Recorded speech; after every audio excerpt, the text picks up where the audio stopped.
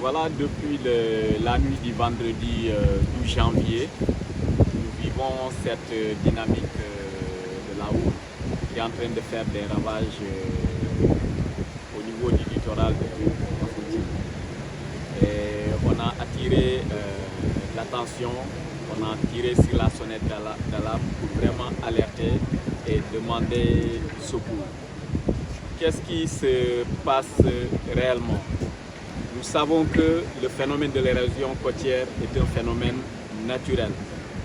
Mais Kafountine aussi, de par sa position géographique, qui fait de la nature, est devenue une zone très vulnérable face au changement climatique, face à l'avancée de la mer avec ce phénomène de l'érosion côtière. La bande de sable, l'unique bande de sable qui aujourd'hui est prise en étau entre l'océan Atlantique et le fleuve est aujourd'hui fortement impactée. Cette bande de sable-là qui joue un rôle très important, un rôle économique très important, je vais y revenir, un rôle écologique très important, un rôle culturel très important, un rôle culturel est aujourd'hui fortement impacté et Kafountine est en danger. Kafountine est en danger, raison pour laquelle nous attirons encore une fois l'attention de l'État central pour qu'il vienne d'urgence sauver Kafountine qui est en péril. Je disais que la bande de sable qui relie la terre ferme de Kafountine aux îles Caronne est aujourd'hui fortement impactée. Il n'y a plus de route qui relie l'hôtel Caronne et les infrastructures hôtelières qui sont là-bas au reste de Kafountine. Le quai de pêche de Kafountine est en train de disparaître. Ce n'est plus une menace, mais c'est un vécu. Le quai est en train de disparaître.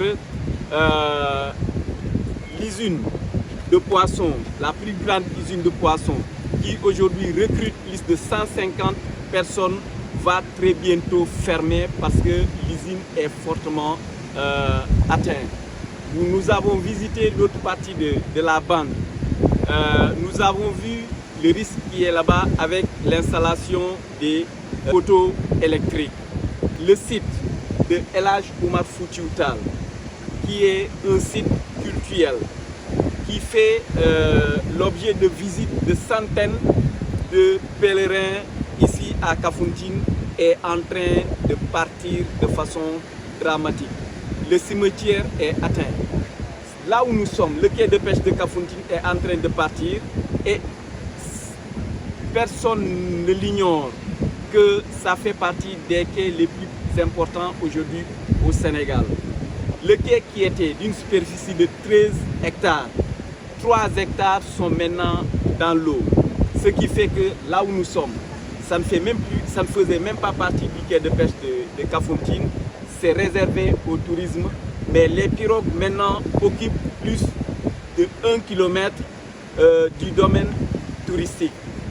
Ce qui fait qu'il y a un conflit ouvert entre les acteurs du tourisme et les acteurs de la pêche. Vu l'importance de ce quai de pêche de Kafountine, qui abrite plus de 10 000 pêcheurs, parce que ne serait-ce que l'année passée, on a enregistré 1001 pirogues avec plus de 10 000 pêcheurs. Si on prend les productions annuelles de 2023, ne serait-ce que 2023, l'année 2023, le quai de pêche de Kafountine, on a débarqué au niveau du quai de pêche de Kafountine 60 560 tonnes de produits avec une valeur commerciale de 23 milliards 860 millions. Ça, c'est l'économie qui est fortement touchée, sans compter les dégâts écologiques. Si on se réfère aux documents de référence du Sénégal de lutte contre les changements climatiques, qui est la CDN du Sénégal, il est prévu que d'ici 50 ans, si rien n'est fait, les îles vont disparaître.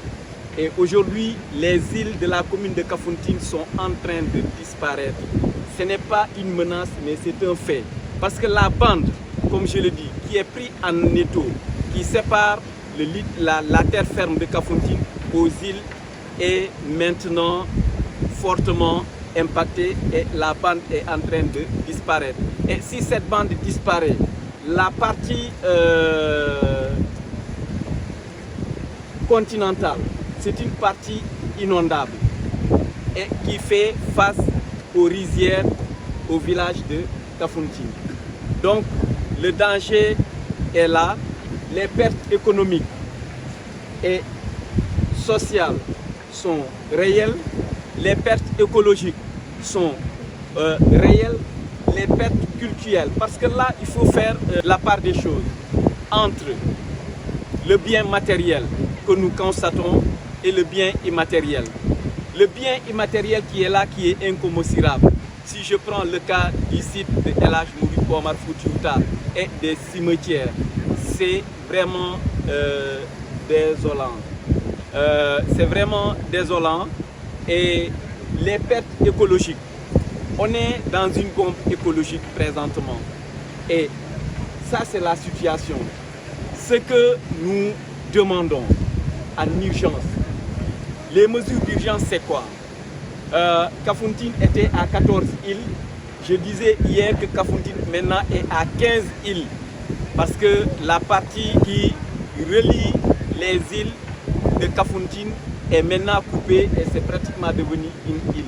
Et c'est une économie, c'est des infrastructures hôtelières et il y a une insécurité sanitaire.